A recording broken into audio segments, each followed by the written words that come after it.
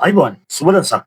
ඇමරිකානු ව්‍යවසායකයෙක් සහ රචකයෙක් වෙච්ච සෙත් ගොඩින් එයාගේ අත්දැකීම් සහ රිසර්ච් එක්ක ලෝකෙට වටිනා අදහසක් ඉදිරිපත් කරලා තියෙනවා. සාම්ප්‍රදායික මාකටිං මික්ස් එක එහෙම නැත්නම් ඔෆිස් එකට එයා අලුත් පී අකුරක් එකතු කරලා තියෙනවා. මේ පී අකුර එයා හඳුන්වන්නේ පර්පල් කව් කියලා. ඉතින් මෙතනදී එයා කියන්නේ විශාල මුදලක් ආයෝජනය කරලා මේ දැන්වීම් ප්‍රචාරණය ලබා ගත්තට හැබැයි ඒකෙන් බලාපොරොත්තු වෙන ප්‍රතිඵලය ලබා ගන්න බැරි වෙනවා වගේම පර්පල් කව් කෙනෙක්ට ආයෝජනය කරලා ඔයාගේ ව්‍යාපාරයේ දියුණුව ඔයාගේ ව්‍යාපාරයේ ජයග්‍රහණය කරා ගෙන යන්නේ කොහොමද කියලා ඔහු සඳහන් කරලා තියෙනවා. ඉතින් මේක ඔහු සඳහන් කරලා තියෙන්නේ පර්පල් කව් කියන මෙන්න මේ පොතේ. ඉතින් මේ පොතේ මේ පැහැදිලි කිරීම මොකද්ද? මේ දම්පාට ගවයාට ආයෝජනය කරනවා කියන්නේ මොකද්ද? මේ ව්‍යාපාර දියුණු කරන්නේ කොහොමද? මේ පර්පල් කව් කෙනෙක් වෙලා ඒ සම්බන්ධයෙන් අපි කතා කරමු. වීඩියෝ එකට යන්න කලින් වෙනදා වගේම ආදරෙන් ඉල්ලනවා අපේ channel එක subscribe කරන්න, ඒ වගේම notification bell එක on කරලා තියාගන්න කියලා. අපි යමු එහෙනම් අපේ වීඩියෝ එකට.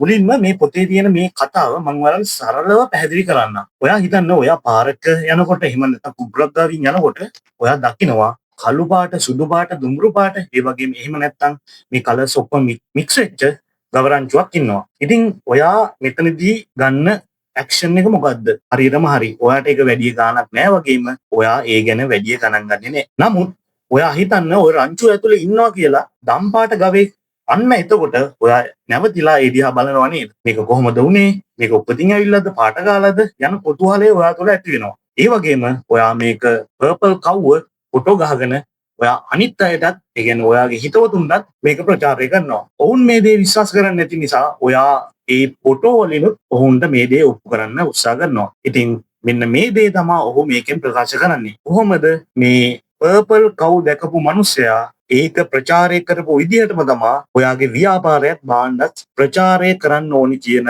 එක ගැන තමා ඔහු මේ සඳහන් කරන්නේ. ඒ කියන්නේ මේ කළු සුදු දුඹුරු මේ කලර්ස් මික්ස් වෙච්ච ගවරංචුව එහෙම නැත්නම් මේ සාම්ප්‍රදායික ගවරංචුව කවුරුත් ගණන් ගන්නේ නැහැ වගේම අර වෙනස් වෙච්ච පර්පල් කව්ව ඉබේම ඉස්මතු වෙනවා වගේම සමාජයේ වැඩි වශයෙන් එයා ගැන කතා කරන්න පෙළඹෙනවා. මේ දේ ඔයාගේ භාණ්ඩයට හෝ සේවාවට ඇප්ලයි කරන එක සම්බන්ධයෙන් නැත්නම් ඔයාගේ බ්‍රෑන්ඩ් එකට ඇප්ලයි කරන එක සම්බන්ධයෙන් තමයි මේ සෙත් කොඩින් කියන ව්‍යවසායකයා පර්පල් කව් කියන පොතේ පැහැදිලි කරලා තියෙන්නේ. කළු සුදු දුඹුරු එහෙම නැත්නම් මේ කලර්ස් මික්ස් වෙච්ච සාම්ප්‍රදායික ගවරංචුව සාමාන්‍ය භාණ්ඩ විදියටත් අර පර්පල් කව් විශේෂ අතිවිශේෂ භාණ්ඩයක් හෝ සේවාවක් විදියට තමයි ඔහු මෙතනදී අදහස් දක්වලා තියෙන්නේ. දැන් අපි බලමු මේ පර්පල් කව් මත ආයෝජනය කරනවා කියන්නේ මොකද්ද? එහෙම නැත්නම් මේ පර්පල් කව් කෙනෙක් වෙන්නේ කොහොමද කියන එක අපි දැන් කතා කරමු.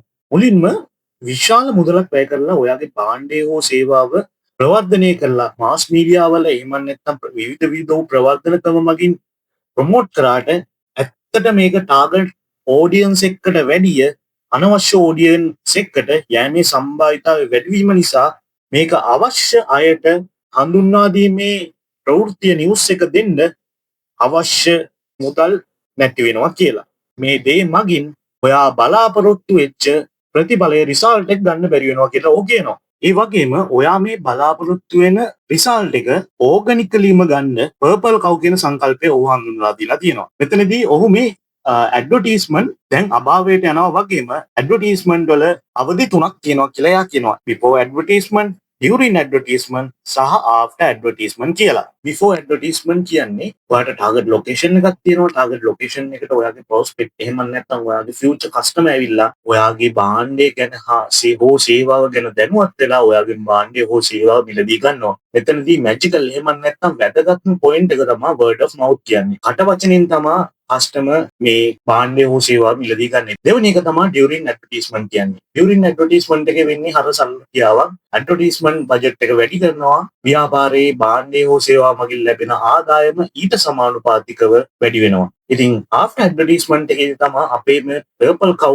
සංකල්පය පටන් ගන්නෙ. මෙතනදී මේ සෙත් ගොඩින් කියන ව්‍යවසායකයා කියනවා නැවතත් හැරිලා ආපහු word of mouth කියන සංකල්පයට යෑම තමයි ඕ මෙතනදී කියන්නේ. මේක කොහොමද වෙන්නේ කියලා මම ඔයාලට ඉස්සරහට step by step පැහැදිලි කරන්නම්. භාණ්ඩයක් හෝ සේවාවක් මගින් ඔයාගේ කස්ටමර්ගේ අවශ්‍යතාවය විතරක් සපුරා දෙන එකට වඩා ඔයාගේ භාණ්ඩය හෝ සේවාව රිමාකබල් වෙන්න ඕනි කියලා ඔහු මෙතනදී සඳහන් කරනවා. රිමාකබල් වෙනවා කියන්නේ එහෙම නැත්නම් වෙළඳ පොලේ අනිත් භාණ්ඩත් එක්ක කැපී පෙනෙන්න අතිවිශේෂ වෙන්න ඕනි කියලා ඔහු මෙතනදී කියනවා. ඒ කියන්නේ කස්ටමර්ට දෙන ප්‍රතිලාභය දෙන්න වෙළඳ පොලේ ඕනා තරම් තරඟකාරී භාණ්ඩ සේවා තිබිය හැකි. උදාහරණයක් විදිහට කිව්වොත් භාණ්ඩයක් විදිහට අපි සබන් ගත්තොත් එකම දේ තමයි වෙන්නේ. හැබැයි සන්ලයිට් ගත්තොත් ඔයාලට මතක් වෙන්නේ මොකද්ද? ඔව් රෙදි හොදන්න වගේම ලයිට් බෝයි ගත්තොත් විස බීජ නාශනය කරලා පිරිසුදු වෙන්න කියන එක. දැන් තේරෙනවනේ ඔයාලට මාකට් එකේ මේ පර්පල් කව් වෙන්නේ කොහොමද කියන එක. එකත්ම තේ තමයි ඔයාගේ ප්‍රොඩක්ට් එක එහෙම නැත්නම් ඔයාගේ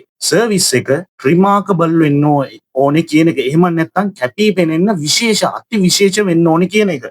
මේ රිමාකබල් ප්‍රොඩක්ට් එකක් සර්විස් එකක් එහෙම නැත්නම් රිමාකබල් බ්‍රෑන්ඩ් එකක් වෙන්න කෙනෙක්ට තියෙන ලොකුම බාධාව තමයි අවදානම් ගන්න බය වෙන එක. රිමාකබල් ප්‍රොඩක්ට් එකක් සර්විස් එකක් බ්‍රෑන්ඩ් එකක් එළියට දාන්න නම් අනිවාර්යයෙන්ම අවදානමක් ගන්නම වෙනවා. මොකද high risk high profit low risk low profit කියන සංකල්පයත් එක්කම පර්පල් කව් වෙන්න නම් ඔයා අවදානමක් අරගෙන නවෝත්පාදන එහෙම නැත්නම් ඉනෝවේෂන් කරන්නම වෙනවා. හරි. මේ කතාවේ 150ක් ඔයා කම්ප්ලීට් කරලා ඉවරයි. ඉතිරි 150 තමයි අමාරුම කාරණාව වෙන්නේ. මෙතනදී ඔයා මුහුණ දෙන ලොකුම ගැටලුව තමයි පර්පල් කව් ප්‍රොඩක්ට් එකට වෙළඳ පොලේ කොටස එහෙම නැත්නම් මාකට් ෂෙයාර් එක කොහොමද හදාගන්නේ කියන එක. එතනදී මේ පොතෙන් ඔයාට පැහැදිලි කිරීමක් දීලා තියෙනවා. මේ වගේ ප්‍රොඩක්ට් එකක් හෝ සේල්ස් එකක් ලොන්ච් කරපුවාම මේක ගන්න කස්ටමර්ස්ලා වර්ග 5 දෙනෙක් ඉන්නවා කියලා ඔහු කියනවා. ඉනෝවේටර්ස්ලා, early adaptersලා, early and late majoritiesලා, ඒ වගේම ලෙගාට්ස්ලා. ඉනෝවේටර්ස්ලා කියන්නේ ඉතින් මේ අය තමයි භාණ්ඩ හෝ සේවා ලොන්ච් කරන්න ඉන්නවස් කරපු ගමන්ම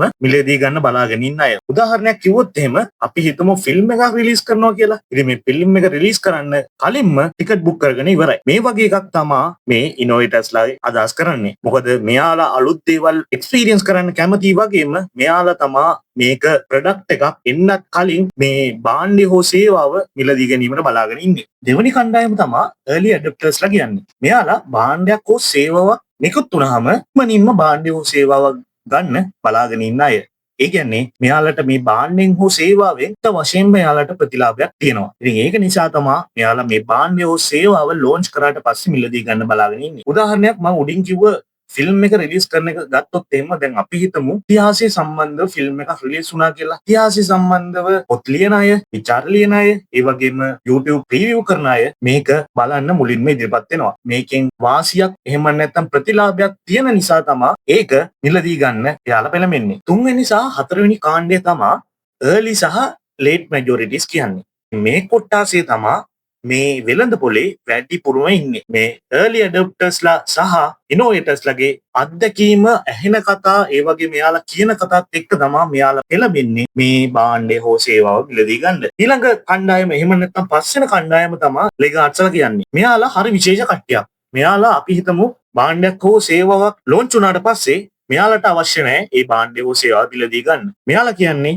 ඕක රිලීස් වුණාට අපිට පාන්ද වගේ අහන જાතියක් තමයි මේ. හැබැයි මෙයාලට අවශ්‍යතාවයේ අවුරුදු ගාණක් ගිහිල්ලා හරි ඇති වුණොත් මෙයාලා මේක මිලදී ගන්නවා. හරියට out of fashion ඇඳුමක් මිලදී ගන්නවා වගේ. එහෙම නැත්නම් පරණ ඒ කියන්නේ iPhone දැන් යන්නේ iPhone 17 හැබැයි එයා iPhone 12 පර්චේස් කරනවා වගේ එකක් තමයි මෙතනදී අදහස් වෙන්නේ. එකගත්ම කාරණාව තමයි මේ ඉනෝවේටර්ස්ලා සහ early adoptersලාගේ මැදිහත් වීම මෙතනදී විශේෂයෙන් පෙන්නනවා. මම උඩින් කිව්ව මේ මාකට් ෂෙයාර් එක. එහෙම නැත්නම් උඩින් කිව්ව ප්‍රශ්නේ විසඳගන්න වැඩි අවධානයක් සහ ඉහළ මට්ටමේ සැලකිල්ලක් දැක්විය යුතු වන්නේ මේ ඉනෝවේටර්ස්ලා සහ early adoptersලාට. මොකද purple cow product එක මම අර උඩින් කිව්වා වගේ purple cow දැකලා ෆොටෝ ගහගෙන ඒක ප්‍රචාරය කරපු කෙනා වගේ මෙතනත් ඉනෝවේටර්ස්ලා සහ early adoptersලා තමයි ඔයාගේ භාණ්ඩය එහෙම නැත්නම් ඔයාගේ purple cow product එක සර්විස් එක බ්‍රෑන්ඩ් එක ප්‍රචාරය කරන්නේ. ගොඩක් අය පුරුදු වෙලා ඉන්නවා මේ late and early majoritiesලාට මේ product එක සෙල් කරන්න. හැබැයි ඒක අසාර්ථක වෙනවා. මොකද මේ කොට්ටාස දෙකම බලාගෙන ඉන්නේ කවුරු හරි දෙන රිවිව් එකක් එහෙම නැත්නම් කවුරු හරි එයාලට ඇහෙන කතාවක් එයාලා කවුරු හරි කියන කතාවක් මත භාණ්ඩය හෝ සේවාව මිලදී ගන්න. ඒකත් එක්කම ඔයා බලාපොරොත්තු වෙන රිසල්ට් එක late and early majoritiesලාට ફોකස් කරන එකෙන් ගන්න බැරි වෙනවා. ඇත්තටම කල්පනා කරලා බැලුවොත් තාක්ෂණයේ දියුණුවත් එක්ක වර්ඩ් ඔෆ් මවුත් සංකල්පය මොඩර්න් ට්‍රේඩ් තුළට ඇවිල්ලා ලොකු වෙනසක් කරලා තියෙනවා වගේම වර්ඩ් ඔෆ් මවුත් ඒස් කිං වෙලා තියෙනවා. මොකද සමාජ මාධ්‍ය බලවත් වීම මගින් අඩු පිරිවැයකට ඔයාගේ පර්පල් කව් ප්‍රොඩක්ට් එක සර්විස් එක ඉක්මනින් ජනතාව අතරට යවන්න පුළුවන් වෙනවා. තවත් කරුණක් විදිහට භාණ්ඩයක් ගත්තොත් පැකේජින් එක සර්විස් එකක් නම් ඒකේ ආකෘතිය ඒ වගේම ඒකෙන් ලැබෙන ප්‍රතිලාභ සහ ඒ භාණ්ඩයට හෝ සේවාවට තියෙන ස්ටෝරි ටෙලින් ටැග්ලයින් එක වැදගත් වෙනවා කියලා ඔහු සඳහන් කරනවා. උදාහරණයක් කිව්වොත් එහෙම කුචි සොෆ්ට් කිව්වම ඔයාලට මතක් වෙන්නේ මොකද්ද? හරියටම හරි. පෙයාස් සබන් එක. ඒ වගේම සිනා බොහෝ ඒවා කිව්වොත් ඔයාලට මතක් වෙන්නේ මොකද්ද? සිග්නල් ඇඩ් එක නේද? ඉතින් මේ වගේ එකක් තමයි මෙතනින් කියන්නේ. අවසාන වශයෙන් ප්‍රොඩක්ට් එක සර්විස් එක හා බැඳිච්ච සියලුම දේවල් රිමාකබල් එහෙම නැත්නම් කැපී පෙනෙන විශේෂ එකක් වුණොත් ඔයා වෙළඳපොලේ දියුණුවෙන් දියුණුවටපත් වෙනවා. හැබැයි ඔයා වෙළඳපොලේ අර සාම්ප්‍රදායික කළු දුඹුරු සුදු ගවරංචුව වගේ හිටියොත් ඔයාගේ දියුණුව දිනෙන් දින අඩු වෙනවා වගේම ඔයාගේ දියුණුව දිනෙන් දින කැපී පෙනෙන ලෙස පහළ යනවා. ඉතින් මම උඩින් කිව්වා වගේ මේ කළු දුඹුරු සුදු ගවරංචුව වගේ වෙන්නේ නැතුව සාම්ප්‍රදායික වෙන්නේ නැතුව අලුතෙන් හිතලා රිමාකබල් ප්‍රොඩක්ට් එකක්. එහෙම නැත්නම් පර්පල් කව් කෙනෙක් වෙන්න උත්සාහ කරන්න. ඉතින් ඕක තමයි අද කතාව. ඉතින් මේකෙන් ඔයා වටිනා මාකටිං අදහසක් ගත්ත කියලා මම හිතනවා. ඒ වගේම ඔයා එහෙම හිතනවා නම් අපේ වීඩියෝ එක ලයික් කරලා කමෙන්ට් කරන්න. ඒ වගේම මේ වගේ අලුත් කරුණු දැනගන්න අපිත් එක්ක එකතු වෙලා ඉන්න කියන ගමන්ම ගිහින් එන්නම්. සුබ දවසක්.